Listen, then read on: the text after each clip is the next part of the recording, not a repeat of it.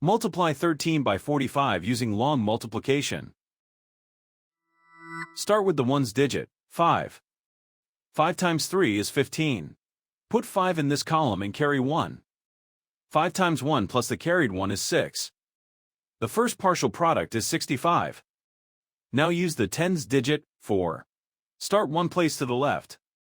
4 times 3 is 12. Put 2 in this column and carry 1.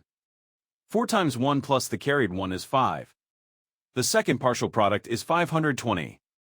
Now add the partial products, working from right to left. In the ones column, 5 plus 0 is 5. In the tens column, 6 plus 2 is 8. In the hundreds column, bring down 5. The whole negative number product is 585.